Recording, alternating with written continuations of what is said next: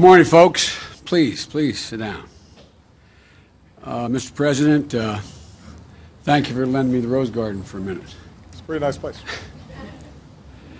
As my family and I have worked through the grieving process, I've said all along what I've said time and again to others, that it may very well be that that process, by the time we get through it, closes the window on mounting a realistic campaign for president, that it might close. I've concluded it has closed. I know from previous experience that there is no timetable for this process. The process doesn't respect or much care about things like filing deadlines or debates and primaries and caucuses. But I also know that I couldn't do this if the family wasn't ready. The good news is the family has reached that point. But as I've said many times, my family has suffered loss, and I hope there would come a time, and I've said this to many other families, that sooner rather than later, when you think of your loved one, it brings a smile to your lips before it brings a tear to your eyes. Well, that's where the Bidens are today, thank God. Bo is our inspiration. Unfortunately, I believe we're out of time, the time necessary to mount a winning campaign for the nomination. But while I will not be a candidate, I will not be silent. I intend to speak out clearly and forcefully, to influence as much as I can where we stand as a party and where we need to go as a nation. And this is what I believe. I believe that President Obama has led this nation from crisis to recovery, and we're now on the cusp of resurgence. I'm proud to have played a part in that. This party, our nation, will be making a tragic mistake if we walk away or attempt to undo the Obama legacy. The American people have worked too hard, and we've come too far for that. Democrats should not only defend this record and protect this record, they should run on the record. We've got a lot of work to get done over the next 15 months, and there's a lot of that the president will have to get done. But let me be clear that we'll be building on a really solid foundation. But it all starts with giving the middle class a fighting chance. I know you in the press love to call me Middle Class Joe, and I know in Washington that's not usually meant as a compliment. It means you're not that sophisticated. But it is about the middle class. It isn't just a matter of fairness or economic growth. It's a matter of social stability for this nation. We cannot sustain the current levels of inequality that exist in this country. I believe the huge sums of unlimited and often secret money pouring into our politics is a fundamental threat to our democracy, and I really mean that. I think it's a fundamental threat. Because the middle class will never have a fighting chance in this country as long as just several hundred families, the wealthiest families, control the process. It's just that simple. And I believe we have to level the playing field for the American people. And that's going to take access to education and opportunity to work. We need to commit. We're fighting for 14 years, we need to commit to 16 years of free public education for all our children. We all know that 12 years of public education is not enough.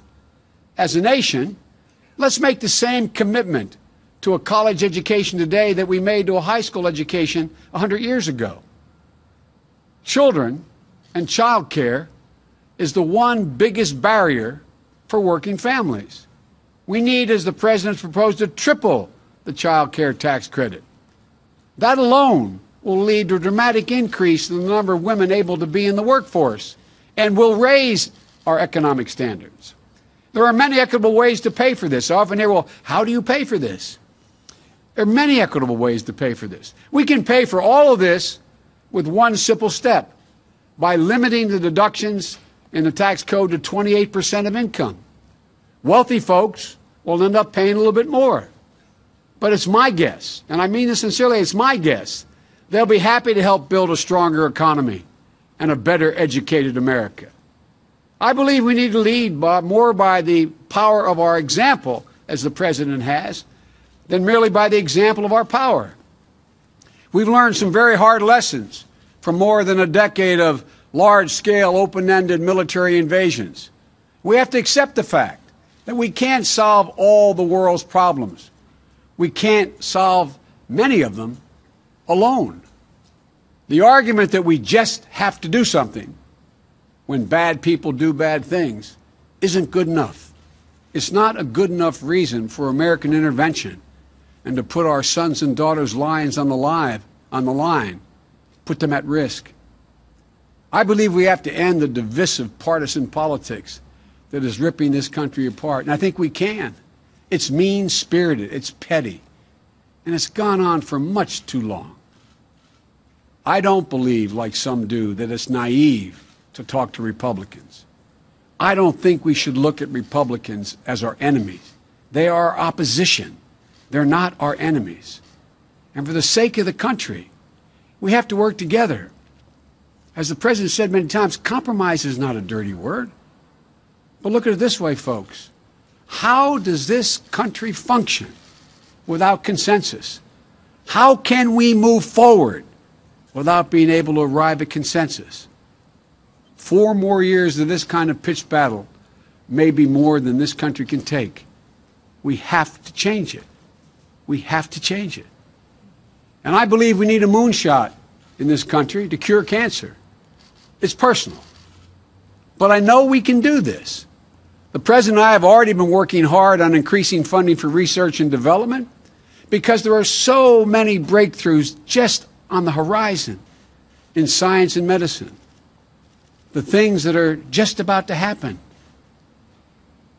And we can make them real with an absolute national commitment to end cancer as we know it today. And I'm going to spend the next 15 months in this office pushing as hard as I can to accomplish this, because I know there are Democrats and Republicans on the Hill who share our passion to silence this deadly disease. If I could be anything, I would have wanted to be the president that ended cancer, because it's possible. I also believe we need to keep moving forward in the arc of this nation toward justice. The rights of the LGBT community, immigration reform, equal pay for women and protecting their safety from violence, rooting out institutional racism. At their core, every one of these things is about the same thing. It's about equality. It's about fairness. It's about respect. As my dad used to say, it's about affording every single person dignity. It's not complicated. Every single one of these issues is about dignity. And the ugly forces of hate and division, they won't let up. But they do not represent the American people. They do not represent the heart of this country. They represent a small fraction of the political elite. And the next president's going to have to take it on. Most of all, I believe there's unlimited possibilities for this country. I don't know how many of the White House staff and personnel have heard me say repeatedly that we are so much better positioned than any country in the world. We are I've been doing this for a long time. When I got elected as a 29-year-old kid, I was called the optimist. I am more optimistic about the possibilities, the incredible possibilities to leap forward than I have been any time in my career. And I believe to my core that there's no country on the face of the earth better positioned to lead the world in the 21st century than the United States of America. Washington, though, just has to begin to function again. Instead of being the problem, it has to become part of the solution again. We have to be one America again. And at our core, I've always believed that what sets America apart from every other nation is that we, ordinary Americans, believe in possibilities, unlimited possibilities. The possibilities for a kid growing up in a poor inner-city neighborhood, or a Spanish-speaking home, or a kid from Mayfield in Delaware, or Willow Grove in Pennsylvania like Jill and I, to be able to be anything we wanted to be, to do anything that we want. That's what we were both taught. That's what the president was taught. It was real. That's what I grew up believing. And you know, it's always been true in this country. And if we ever lose that, we've lost something very special. We'll have lost the very soul of this country. When I was growing up, my parents, in tough times, looked at me and would say to me and my brothers and sister, "Honey, it's going to be okay." And they meant it. They meant it. It was going to be okay. But some of you who cover me, I say, go back to your old neighborhoods. Talk to your contemporaries who aren't as successful as you have been. There are too many people in America today, too many parents who don't believe they can look their kid in the eye and say with certitude, "Honey, it's going to be okay." That's what we need to change. It's not complicated. That will be the true measure of our success. And we'll not have met it until every parent out there can look at their kid in tough times and say, "Honey, it's going to be okay," and mean it. That's our responsibility. And I believe it's totally within our power. The nation has done it before in difficult times. I've had the very great good fortune and privilege of being in public service most of my adult life, since I've been 25 years old.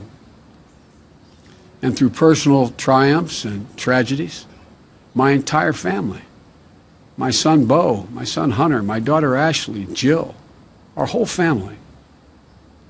And this sounds corny, but we found purpose in public life.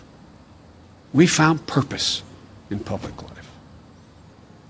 So we intend, the whole family, not just me, we intend to spend the next 15 months fighting for what we've always cared about, what my family's always cared about, with every ounce of our being, and working alongside the President and members of Congress and our future nominee. I am absolutely certain we are fully capable of accomplishing extraordinary things. We can do this. And when we do, America won't just win the future. We will own the finish line. Thank you for all being so gracious to Jill and me for the last 6 or 8 months, and for our whole career for that matter. But I'm telling you, we can do so much more. And I'm looking forward to continuing to work with this man to get it done. Thank you, brother. Thank you all very much.